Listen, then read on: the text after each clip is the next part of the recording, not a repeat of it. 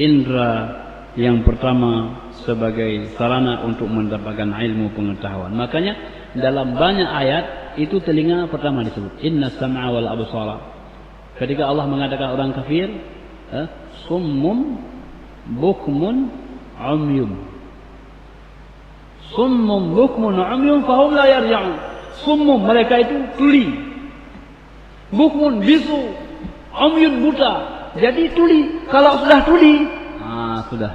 Semua puncak kebodohan akan menjadi miliknya karena dia sudah tak bisa mendengar. Jemaah yang dirahmati Allah Subhanahu wa taala, jadi beliau umpamakan ilmu itu laksana air yang mengalir dalam sungai-sungai. Semakin bagus dan besar sungai itu, maka semakin banyak ilmu yang kita dapatkan.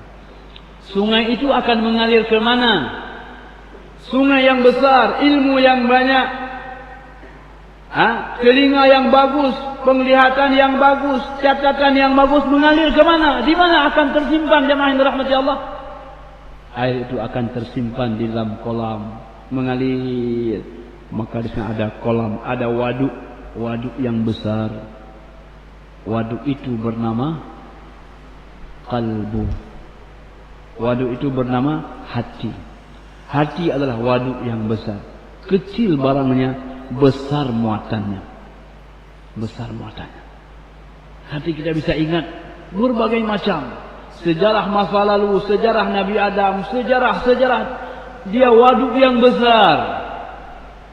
Maka hati jemaah yang dirahmati Allah, kata orang, sedalam-dalam lautan dapat diduga. Di dalam hati, siapa tahu? Kenapa? Hati amat sangat dalam. Bapak Ibu tidak tahu hati saya. Kalau tahu, tidak mungkin. Kalau mungkin, tidak mungkin. Karena hati ini yang tahu hanya dua. Yang pertama Allah, pemilik hati. Yang kedua kita yang punya hati. Allah yang menciptakan hati dan hanya kita yang tahu. Jadi bagaimana hati saya tidak ada yang tahu. Hatta malaikat sekalipun tidak tahu apa isi hati saya. Allah tulis salat 3 rakaat, Allah tulis baik. Belum tentu baik di hadapan Allah Subhanahu wa taala. Mungkin ada rianya, mungkin ada ujubnya. Jadi oleh karena itu hati tak ada yang dapat menduga. Jemaah yang dirahmati Allah, terkait dengan kolam yang besar ini, kolam yang besar ini. Pada hari kiamat kelak, malaikat membawa 3 model orang. Yang pertama orang mujahid, orang yang berperang pada jalan Allah Subhanahu wa taala. Yang kedua orang yang membacakan Al-Quran, qari'ul Quran, hafidhul Quran. Yang ketiga dibawa orang yang banyak dermanya. Kata malaikat, ya Allah, ini mujahid, orang berperang pada jalanmu ya Allah. Yang ini orang yang baca Al-Quran ya Allah. Yang ini dermawan ya Allah. Ambil 3-tiganya, lempar ke neraka. Terkejut malaikat, ya Allah, kok lempar ke neraka? Kenapa ya Allah? Mujahid ini dia berperang untuk dikatakan dia sebagai pemberani. Dan gelar itu sudah dia dapatkan. Yang qari ini dia baca Al-Quran agar disebut sebagai qari. Yang dermawan ini dia menderma hartanya untuk disebut sebagai orang dermawan.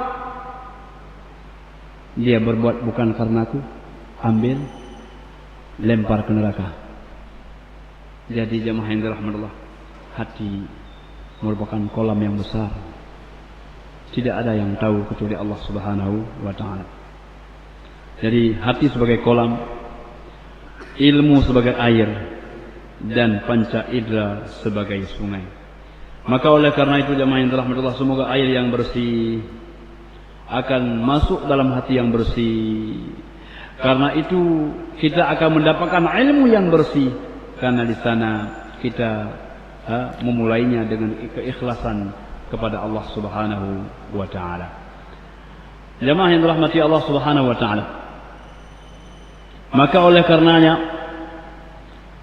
Imam Al-Ghazali mengatakan bahwa pencapaian ilmu itu beragam dan berbeda-beda. Tergantung bagaimana sungai yang mengalir, kemudian bagaimana kolam mampu menampung. Mungkin sungainya bagus airnya, mengalirnya bagus, tapi kolamnya kecil, banyak buruk sangkanya, banyak buruk hatinya, tidak baik i'tiqadnya. Maka walaupun ilmunya banyak mengalir, hatinya tak sanggup untuk menampungnya. Kenapa tak sanggup menampungnya? Karena hatinya, kolamnya dangkal. Bukankah kolamnya besar-besar, tetapi sudah didangkalkan dengan tanah-tanah, dengan lumpur-lumpur. Lumpur apa? Lumpur kemaksiatan, lumpur keriaan, lumpur macam-macam, sehingga kolam yang besar sekarang sudah menjadi dangkal. Jadi itu jamaah yang dirahmati Allah Subhanahu wa taala. Itulah sebabnya beda antara kita, para ulama, para anbiya. Beda. Apa yang beda? Mereka punya hati yang sangat dalam, simpanannya yang sangat bagus. Maka malam ini dan seterusnya kita akan membersihkan, bagaimana kita bersihkan lumpur-lumpur yang ada dalam hati kita. Jemaah yang dirahmati Allah Subhanahu wa taala, orang yang alim, orang yang punya ilmu itu, kata beliau, ada 4 derajat. Faka'anna lil alimi 4 derajat fil wujud. Bagi orang alim itu ada 4 derajat, ada 4 tangga. Orang alim itu ada 4 tangga. Tangga yang pertama, wujudun fil lauh mahfuz. Tangga yang berada di lauh mahfuz. Ya. Dan itu jemaah yang dirahmati Allah Subhanahu wa taala, tangga yang luar biasa. Ya. Yang kedua, ya, tangga yang kedua adalah tangga disebut dengan wujuduhul haqiqi. Dia menjadi sesuatu hakikat, ada di lauh mahfuz, kemudian turun menjadi sesuatu yang hakikat, yang menjadi kenyataan. Yang ketiga, tangga khayal. Ada dalam khayalan, ada dalam ingatan. Yang keempat, tangga yang keempat adalah tangga yang diresap dengan akal. Lauh mahfuz menjadi materi. Materi itu dihayalkan oleh akal kita. Akal kita menjadikan sebagai sesuatu yang dapat dianalisis oleh akal, wujudul aqli. Maka itulah tingkatan-tingkatan dalam keilmuan seorang alim. Lauh mahfuz turun menjadi hakikat, turun menjadi sesuatu yang khayali, yang dihayalkan, kemudian baru menjadi konsumsi akal kita. Jadi dia punya 4 derajat jemaah yang dirahmati Allah Subhanahu wa taala. Apabila kita melihat sesuatu yang ada, al-mawjudat. Ini kan ada di hadapan kita, al-mawjudat. Tetapi jangan lupa bahwa al-mawjudat, materi yang ada ini ada 2 bahagian. Ada yang nampak dan ada yang tidak nampak. Barang yang nampak di hadapan kita ini, dia ada 2. Ada yang nampak terlihat oleh mata, dan ada yang tidak nampak tapi dia ada. Yang paling kecil begini, ada enggak kira-kira bakteri dan sebagainya? Yang nampak kita akan sesuatu, tapi yang tidak nampak ada sesuatu yang lain.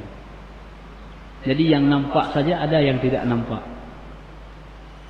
apalagi yang tidak nampak. Bapak Ibu melihat baju saya ini, apa yang nampak? Warna-warni ini. Yang tidak nampak, banyak yang tidak nampak. Mungkin ada kumannya, mungkin ada harumnya, mungkin ada wanginya. Jadi sangat terbatas kemampuan kita secara indera. Indera kita terbatas. Tetapi yang tidak nampak itu mungkin dapat dibaca oleh hati kita. Jadi jemaah yang dirahmati Allah, yang nampak ada yang dapat dilihat, juga ada yang tidak dapat dilihat. Sementara yang tidak nampak alam rohani, alam ruh, alam yang enggak nampak, itu ada yang sebahagian lebih tidak nampak. Ada yang sebahagian, ada yang tidak nampak, tapi ada di atasnya lebih tidak nampak lagi. Jadi mereka juga punya tingkatan-tingkatan. Kalau ditanya, Bapak Ibu, mana lebih banyak alam nampak dengan alam tidak nampak? Jawabannya, alam tidak nampak lebih banyak. Alam tidak nampak itu alam yang kita tidak mengetahuinya, tapi kita bisa merasakannya. Bapak Ibu, bahagia itu ada. Bapak Ibu bisa merasakan, tapi tidak nampak dia. Sengsara ada. Bisa merasakan, tapi tidak bisa membayangkan. Jadi oleh karena itu, bila orang sudah di alam rohani, dia mendapatkan sesuatu.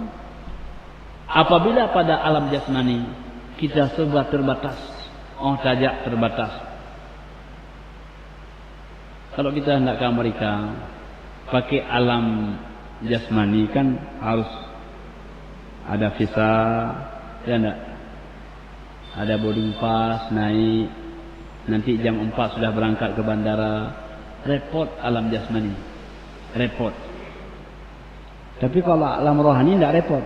Tadi malam udah ke Amerika, udah makan-makan, balik lagi. Kapan tadi malam? Dalam mimpi tapi. Jadi alam rohani dia lebih cepat. Lebih cepat. Bapak Ibu ingin cepat apa main yang lambat? Kalau main cepat dia harus alam rohani. Apabila orang sudah naik ke alam rohani, maka dia akan merasa lebih cepat. Kita mau cepat biasa naik mobil apa naik pesawat? Naik pesawat. Karena pesawat sudah di alam yang tinggi. Dia sudah hilang pembatas-pembatas. Dia berangkat lebih cepat. Tapi kalau kita dengan alam jasmani, kalau di bawah itu lama. Belok kiri, belok kanan, macet dan sebagainya. Semakin tinggi ke atas, semakin hilang kemacetan itu dan semakin mudah untuk kita berjalan.